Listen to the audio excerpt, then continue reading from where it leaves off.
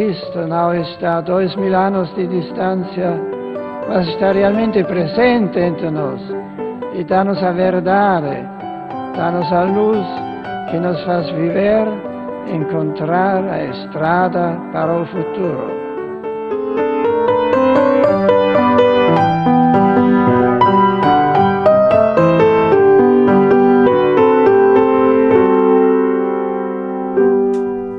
A grande marca deste pontificado, quanto a mim, tem a ver com a questão das razões da fé. O Papa Bento XVI é um Papa da inteligência da fé.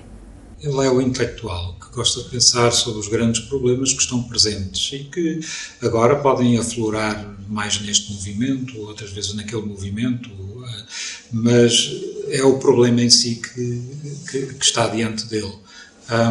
Uma razão com alcance metafísico, isto é, uma razão que é capaz de ir para além dos fenómenos e pensar na verdade última ou numa verdade estável sobre as coisas. Penso que é nesse horizonte que se coloca no fundo, podemos dizer, o combate que Bento XVI tem travado contra o relativismo na linha do que João Paulo II já vinha fazendo. Portanto, a ideia de que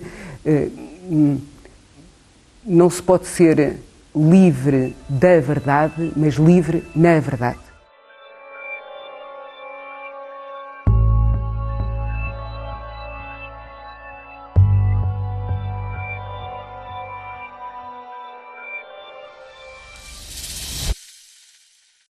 Trouxe um aprofundamento da fé muito importante para todos nós e para os europeus em especial, porque ele sente que a Europa é o continente mais descristianizado do mundo. Bom, eu acho que cada Papa marca a história da Igreja à luz das suas próprias circunstâncias. Bento XVI é, digamos, uma espécie de braço direito de João Paulo II. É um Papa diferente, menos viajante do que João Paulo II, mas igualmente corajoso. É mais um estilo de presença, enquanto que João Paulo II era um homem de multidões, não é? Que fazia os grandes gestos e que atraía os jovens e as multidões. Ratzinger cativa sobretudo pelo seu pensamento, que é um pensamento muito profundo, muito claro, muito acessível e que realmente vem ao encontro muito das preocupações das pessoas de hoje. Bento XVI é um Papa cuja vida foi também sofrida e até de certa humildade, porque ele vem de uma família com poucas posses. O pai dele era polícia, a mãe era cozinheira.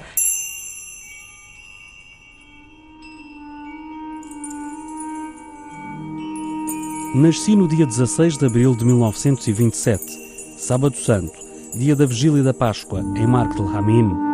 E não posso esquecer que esta terra se situa muito próxima de Altötting, o antigo e venerável santuário mariano, que desde a Antiguidade Média é para a Baviera e a Áustria Ocidental um lugar de grandes peregrinações. Os meus pais falaram-me da neve alta e do frio cortante que superava no dia do meu nascimento.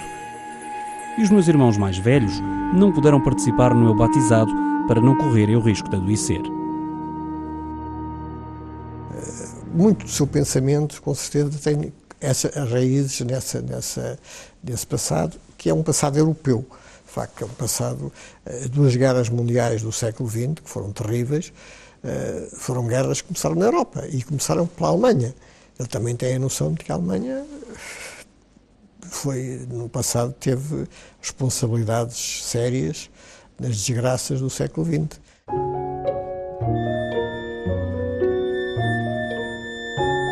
Entrei no seminário de Traunstein feliz e cheio de expectativas, mas entretanto o drama da história agudizava-se cada vez mais por causa dos atos violentos do Terceiro Reich. Em 1943, dada a crescente carência de pessoal militar, os homens do regime decidiram deslocar a sede dos colégios para junto de baterias antiaéreas. E foi assim que o pequeno grupo de seminaristas da minha idade entrou ao serviço da bateria antiaérea de Munique. É evidente que ele tem esse realismo de quem passou pela guerra, que sabe que a sociedade que se está a construir é construída sobre o esforço de muitos, mas que é sempre um equilíbrio delicado e que em qualquer momento esta segurança que nós consideramos que é de pedra e cal, pode ruir. Ir ao essencial. Ele, por exemplo, ele dizia que nas entrevistas uma coisa que detestava era falar sobre os chamados temas fraturantes, portanto, a ordenação das mulheres ou o celibato dos sacerdotes. E dizia, porquê é que ele não gostava de falar disso? Ele dizia, porque isso desviava do essencial. Porque se nós começamos a rodear-nos da defesa do acessório, perdemos energia para falar daquilo que é, de facto, a verdadeira fé em Cristo e no encontro com Cristo.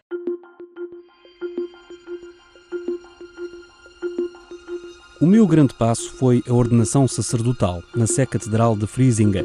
Éramos mais de 40 candidatos chamados a responder "Eis-me aqui". No instante em que o velho arcebispo impôs as suas mãos sobre mim, um pássaro levantou voo por cima do altar-mor e entoou um breve canto muito alegre. Para mim, foi como se uma voz do alto me dissesse: "Está tudo bem, escolheste a estrada certa". A busca da verdade é um mandato imperativo, digamos, para todos os homens. E nisso choca, digamos, neste preciso momento, com uma sociedade que é muito relativista. A expressão é dele: o Ocidente poderá estar ferido de morte nas suas razões e no seu sentido religioso se não mudar de rumo. Ele liga tudo e portanto, a moral está em todo lado. Ele coloca-se, quando arcebispo, debaixo de um lema que é colaborador da verdade. E eu acho que isso ele encarna totalmente.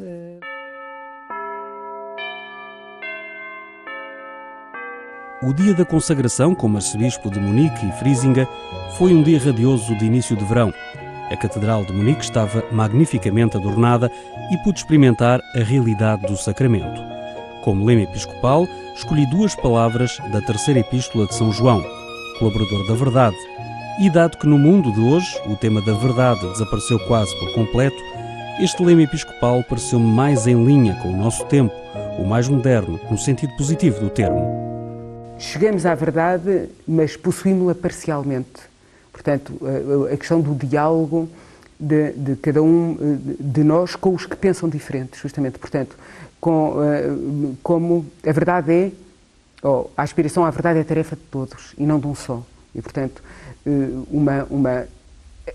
a confiança na razão sem a arrogância da razão. Portanto, admitindo que venham contributos à verdade de outros lados, de outros ângulos, de outros pensadores, etc. O Papa falava num termo que é um bocadinho surpreendente na boca dele de as verdades dos outros. E o facto de ele ser um intelectual e ter uma formação académica muito elevada faz com que nós possamos ter um diálogo religioso importante. Desse ponto de vista, houve muita mais proximidade com este Papa do que com o anterior. Como todos nós temos a ocasião de ver quando lemos as encíclicas do Papa, o Papa tem uma clareza de discurso, uma organização no pensamento que lhe é, quase que poderia dizer, estrutural, e encontramos isso mesmo nas obras do tempo dos anos 60. Eu lembro que a primeira resposta que Ratzinger nos deu foi: essa questão é muito difícil. Ele podia nos ter arrasado com a sua erudição, dado logo uma resposta daquelas, enfim, que já estão preparadas, mas não. Depois passámos o serão exatamente a discutir o assunto e ele a orientar-nos, a ver a questão de vários lados, sem nos impor sequer a sua opinião.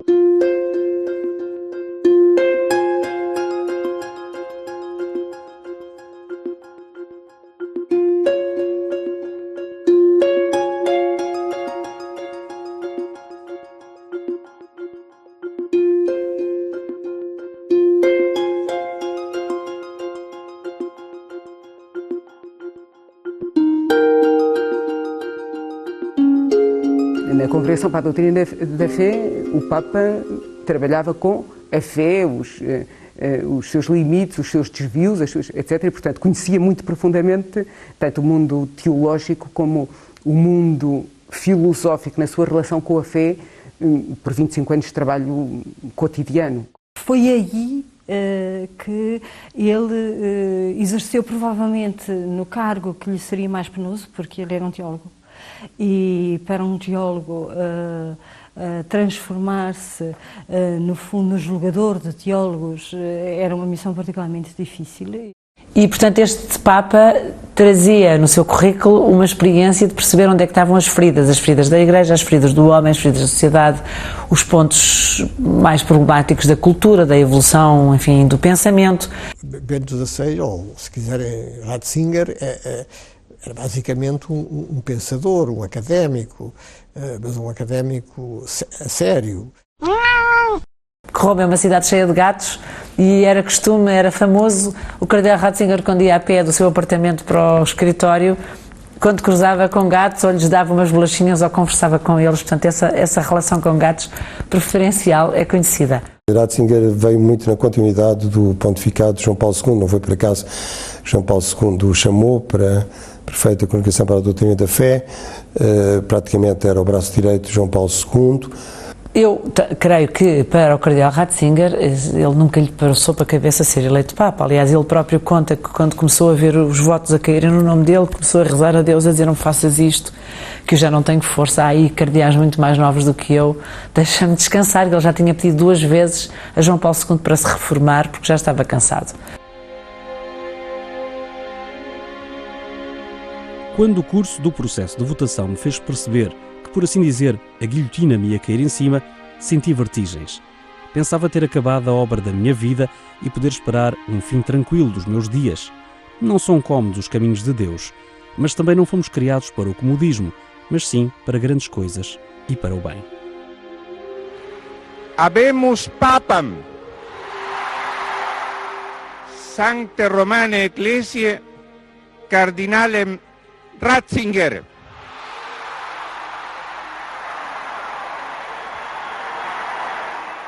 Existem tantas formas de deserto. Há o deserto da pobreza, o deserto da fome e da sede, o deserto do abandono, da solidão, do amor destruído. Há o deserto da obscuridão de Deus, do esvaziamento das almas que perderam a consciência da dignidade e do caminho do homem. Os desertos exteriores multiplicam-se no mundo, porque os desertos interiores tornaram-se tão amplos. Desertos em que vive o mundo intelectual. Portanto, a denúncia de uma espécie de enclausuramento na finitude em que o mundo intelectual se encerrou. E, portanto, e como isso é asfixiante. O Papa falava de alienante. Eu penso que Bento XVI viu a crise profunda em que estava mergulhada a Europa e isso preocupava-o.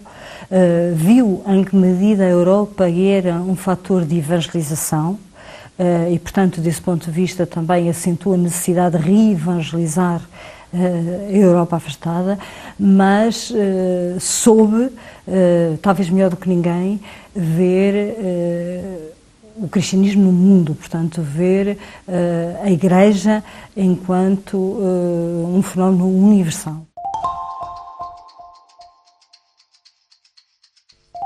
No brasão aparece o Moro coroado, que para mim é a expressão da universalidade da Igreja, que não conhece nenhuma distinção de raça nem de classe. Escolhi também mais 2 símbolos. A concha, que nos diz que somos peregrinos e que também me recorda o meu grande mestre Agostinho, uma referência ao meu trabalho teológico. Por fim, o símbolo do urso, que fui buscar à lenda de São Corbiniano, o fundador da diocese de Friesinga. O urso tem a ver também com a infância de Joseph Ratzinger, o que parece numa das cidades onde viviam quando ele era pequenino, e é o irmão é que conta, o pai era polícia, era colocado em várias cidades, uma delas era uma cidade, só tinha uma loja, e nessa loja, na altura do Natal, havia imensos brinquedos e havia lá um urso peluche, eles todos os dias, os 3 irmãos, portanto o Georg, a Maria e o Joseph, iam ver a montra e ficavam em êxtase perante o ursinho peluche. Um belo dia o ursinho não estava lá e o pequeno Joseph desatou num choro convulsivo, tristíssimo, foi tipo fim do mundo para ele, mas qual não foi a surpresa que esse ursinho tinha sido comprado pelos pais e foi-lhe entregue como presente no dia de Natal. Narra a lenda que um urso atacou o cavalo do santo quando este se dirigia a Roma. Corbiniano repreendeu-o e, como punição, carregou-lhe no dorso o fardo que até aí tinha sido transportado pelo cavalo, o que poderia narrar de melhor e mais detalhado acerca dos meus anos como bispo. Diz a lenda que Corbiniano, assim que chegou a Roma, libertou o urso. Entretanto, eu levei a minha bagagem para Roma e já há vários anos que caminho com o meu fardo pelas ruas da cidade eterna. Há outra história muito comovente com um ursinho de peluche e já tem a ver com ele como Papa, que foi numa audiência geral, no final ele recebe sempre os doentes e nesse dia, foi mais ou menos passado um ano de ser eleito Papa, estava uma senhora com uma menina doente de cancro, com sinais visíveis de tratamento de quimioterapia e tinha um ursinho agarrado, estava de mão dada com a mãe, com um ursinho de peluche. E o Papa Bento XVI, quando se aproximou delas para lhes dar a bênção, deu a bênção pondo a mão na cabeça da menina, fez-lhe o sinal da cruz na testa, e depois fez exatamente igual ao ursinho de peluche. Portanto, deu a bênção com o sinal da cruz na testa do ursinho de peluche, o que eu acho que é um gesto completamente carinhoso também para o universo daquela menina, para quem o ursinho de peluche era também uma grande amizade, e portanto tem esta relação muito bonita que envolve um ursinho de peluche. O João Paulo II, quando começou o seu serviço papal, era muito mais novo, muito mais dinâmico, muito mais jovem do que o Bento XVI. Portanto, a partida, isto já conta imenso. O Bento XVI é muito filosófico, muito intelectual, e o João Paulo II era um Papa do povo. As Jornadas Mundiais da Juventude, que pareciam ser um fenómeno tipicamente de João Paulo II, ganham uma dimensão nunca vista com Bento XVI. Porque é o Papa que vê a necessidade de dizer aos jovens, contra todas as correntes, que a mensagem de Cristo é para eles. Que vê, por exemplo, nas redes sociais um benefício enorme. Este Papa enfrentou questões muito difíceis, terríveis, até basta pensar, por exemplo, da questão da pedofilia, ou outras questões bastante graves na vida da Igreja, mas ele vai direto ao assunto. É importante estabelecer a verdade a respeito daquilo que aconteceu no passado e, sobretudo, dar alívio às vítimas e a todas as pessoas que foram atingidas por estes crimes hediondos. Podemos dizer que foi na vigência do cardeal Ratzinger como prefeito da Congregação para a Doutrina da Fé que se deram os primeiros passos de reorganização da vida interna da Igreja para que os casos de pedofilia fossem tratados com a devida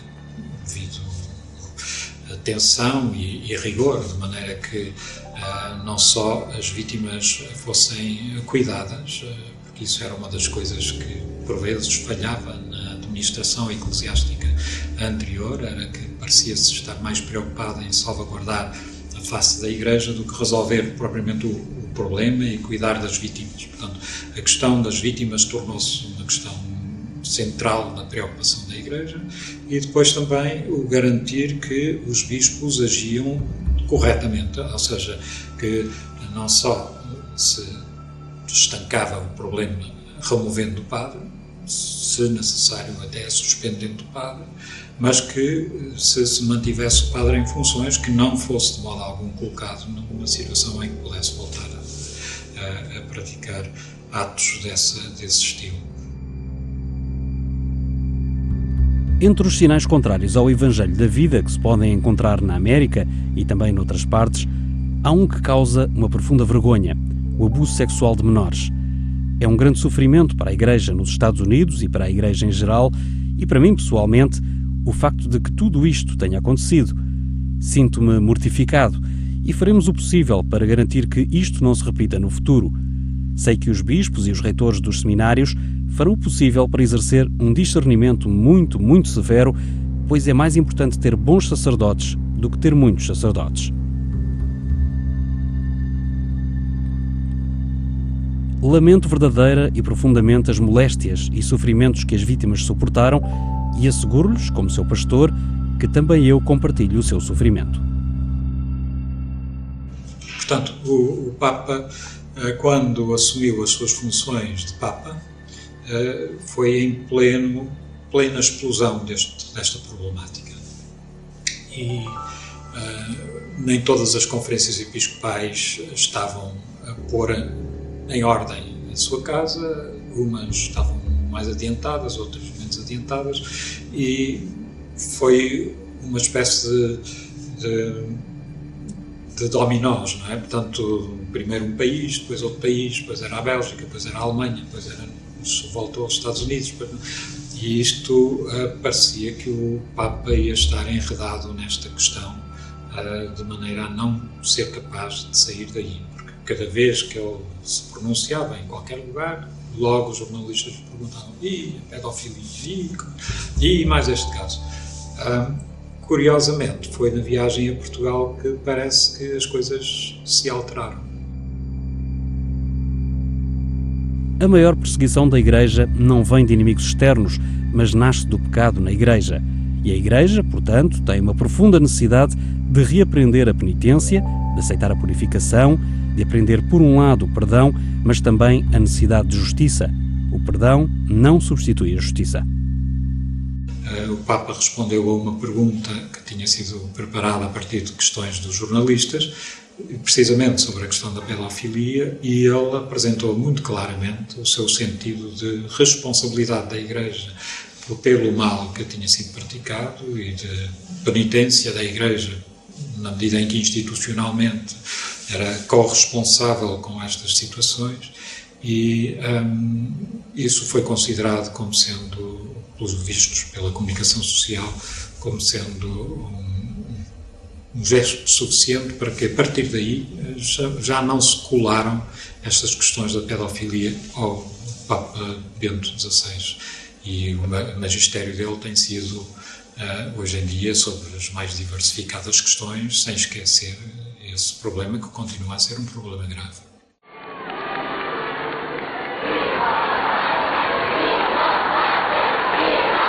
Mãe querida de todos nós, entrego aqui no vosso santuário de Fátima a rosa de ouro que trouxe de Roma como homenagem de gratidão do Papa pelas maravilhas que o Omnipotente tem realizado por vós no coração de tantos que peregrinam a esta vossa casa maternal. Eu penso que foi o momento de confirmar no Papa um sentimento de ser acolhido e aplaudido por uma grande multidão num velho país católico, esse reencontro em Fátima com os peregrinos, que ele tinha observado em João Paulo II, talvez com a distância um pouco do intelectual, e agora experimentava na primeira mão de um homem que todos os dias ao acordar com certeza tinha jornais a criticar o Papa por isto, a acusar a Igreja de pedofilia por aquilo, e portanto o início do seu pontificado tinha sido ensombrado por esta, e depois mais aquele problema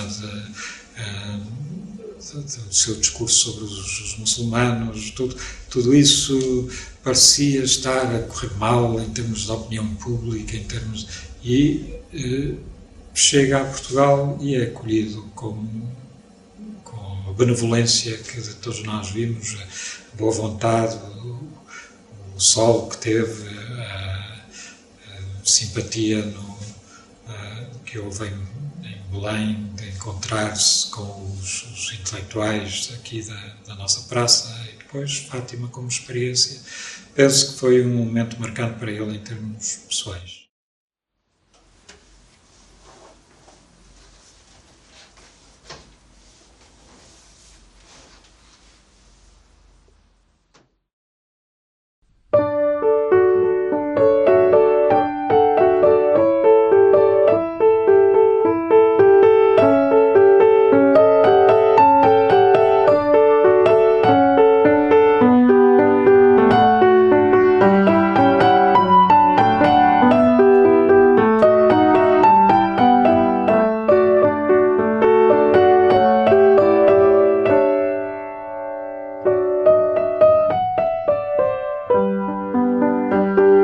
Mozart é pura inspiração.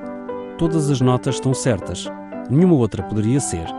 A mensagem está simplesmente presente, Nisso, nada há de banal, nada que seja mero divertimento. Depois de escutar a música de Mozart, fica-me o sentimento de uma enorme gratidão por tudo o que ele nos concedeu e por tudo isso lhe ter sido oferecido.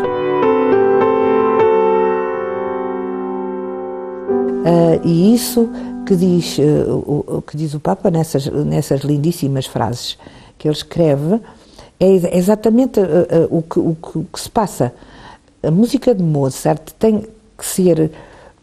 não é fácil para chegar a ela, parecendo que é às vezes um bocadinho parece enganadora.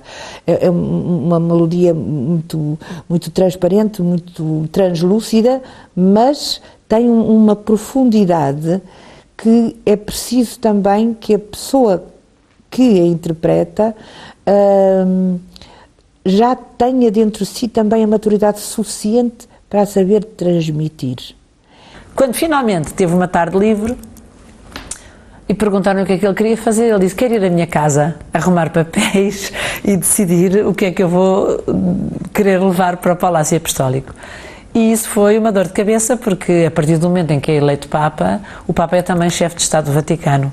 E, portanto, eu própria estava lá e vi, foi no percurso de 50 metros da fronteira do Vaticano, da Porta Sant'Anna até ao prédio onde ele mora, havia toda uma barreira policial, toda uma série de dispositivos de segurança, e com imensa gente quando percebeu que o Papa tinha ido a casa, e assim foi. Portanto, o Cardeal Ratzinger tinha saído vestido de preto com uma malinha, entrou vestido de branco, feito Papa, cumprimentou os vizinhos, batendo à porta e saudando-os como Papa. Imagine-se a surpresa dos vizinhos quando abriram a porta e era o Papa, ex-vizinho, a saudá-los, e depois passou lá várias horas a decidir o que é que queria levar, e já agora digo o que é que ele decidiu levar. Levou toda a biblioteca, pediu que a transferissem para o Palácio Apostólico pela ordem dos livros em que estavam arrumados, e era muito grande a biblioteca, enorme, e o piano.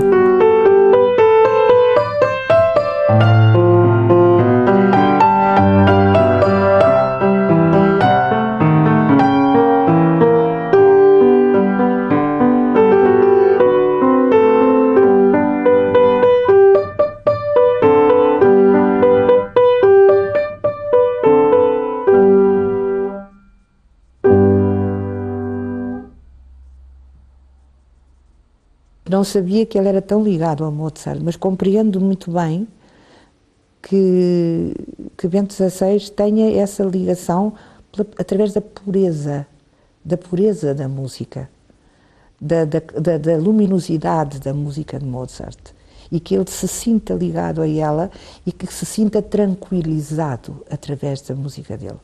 Eu penso que esta pequenina peça que eu toquei foi pensando nisso.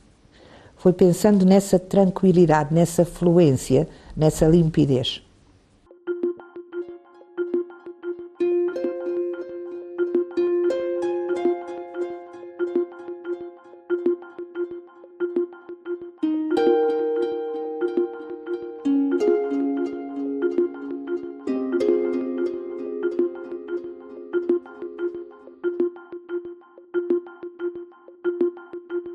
Há uma encíclica do Papa, a Caridade na Verdade, a Caritas in Veritate, que é uma encíclica magnífica, muito densa, exatamente sobre esses temas económicos, sobre a economia. Aliás, a própria publicação da encíclica foi atrasada há algum tempo por causa da crise económica mundial, para ver o que é que se passava.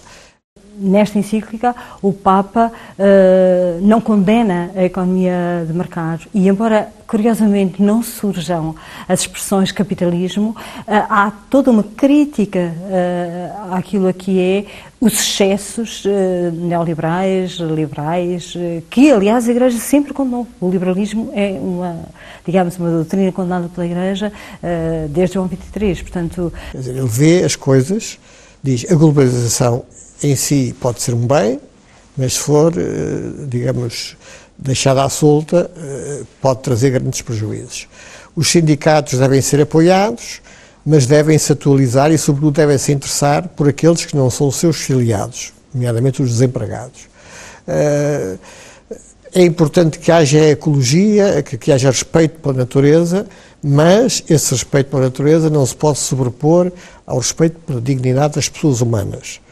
Enfim, um dos mandatos desta encíclica é de que não há o direito de desperdiçar. Precisamente porque temos que gerir a criação com os bens que temos da forma mais justa possível e da forma mais eficiente possível, de forma a que todos possamos partilhar dos bens que não são de ninguém.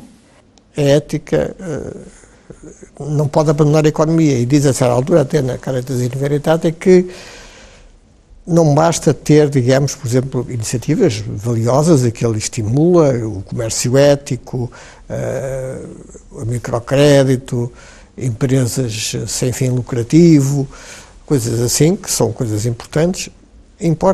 Isso é importante, mas o fundamental é que a ética esteja na base de toda a atividade económica. E nós vimos na crise financeira internacional, sobretudo, como houve enormes irresponsabilidades.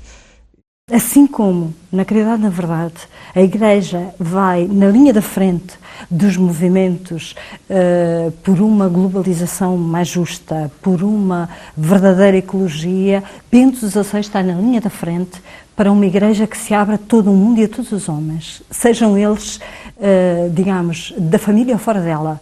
Logo no princípio, o Papa fez muitos passos positivos. Logo, pouco depois de ser eleito Papa, ele visitou uma sinagoga em Köln, na Alemanha, no Dia Internacional do Holocausto, no 27 de janeiro, e foi um gesto muito positivo.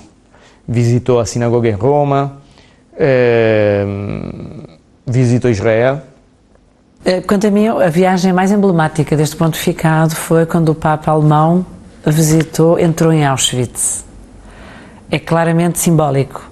Quer dizer, em geral, a comunidade judaica teve prazer em ver que este Papa, de origem alemã, fizesse um passo para dizer aquilo que aconteceu durante a Segunda Guerra Mundial é um mal absoluto. Ele que tinha estado, digamos assim, no seu percurso, não voluntário, porque foi obrigatório o seu serviço militar, mas ao serviço do nazismo, como todos os alemães da sua geração, quando ele entrou em Auschwitz, foi um momento absolutamente impressionante, porque à espera dele estavam alguns ainda sobreviventes, prisioneiros naquele campo. E foi um momento muito emocionante para ambas as partes.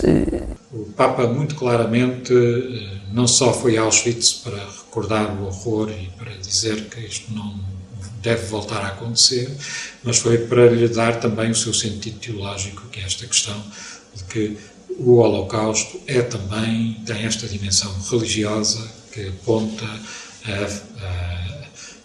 a obscuridade no coração do ser humano e, no caso concreto, do povo alemão durante aquele período da Segunda Guerra Mundial, em que se recusou a aceitar uma palavra superior, a palavra de Deus, que põe em causa aquilo que são os nossos interesses parcelares. Todavia, houve, relativamente a 2 ou 3 assuntos, momentos de um bocado de gelo entre a comunidade judaica e o Vaticano.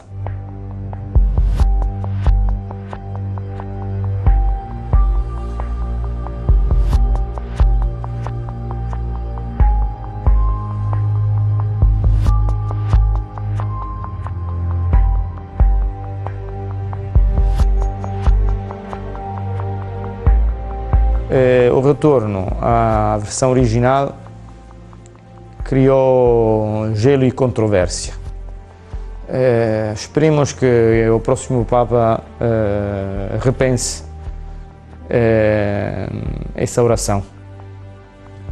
Muitos rabinos e membros das comunidades judaicas não gostaram foi que se tivesse reintroduzido essa oração pela conversão dos judeus.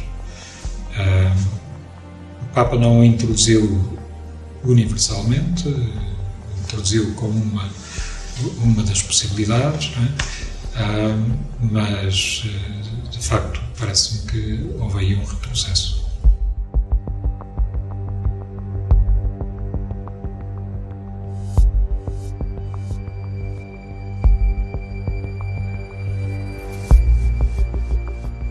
tema da sociedade de Pio X, bispos do cardeal Martin Lefebvre, esse é um tema que dói, é uma ferida aberta, poderia ser tratada de outra forma e esperamos que o próximo Papa esclareça esse tema.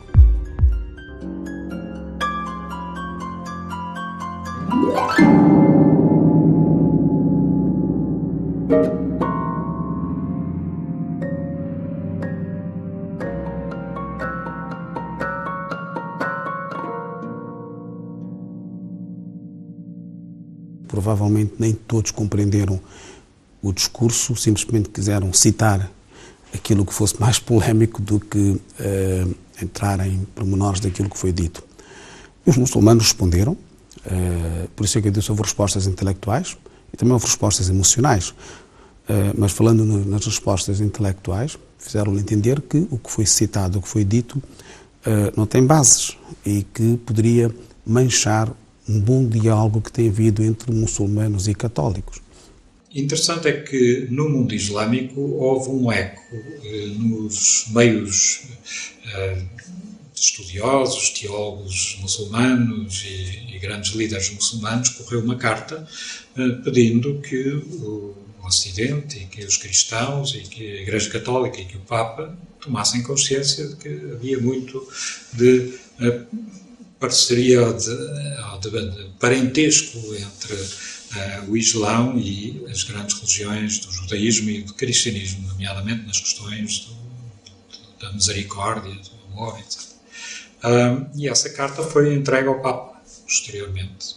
E o Papa ficou tocado por essa carta, que apelava para um diálogo, e organizou uma comissão para o diálogo com os muçulmanos. Portanto, aquilo não existia. Existia uma comissão para o diálogo com o judaísmo, não existia uma comissão para o diálogo com o mundo muçulmano. E é interessante ver que, portanto, houve um ato, houve a reação, houve a reflexão do Papa, houve também a reflexão da outra parte, houve este desafio, e o desafio foi acolhido e avançou-se um passo no diálogo entre o cristianismo e o Islão.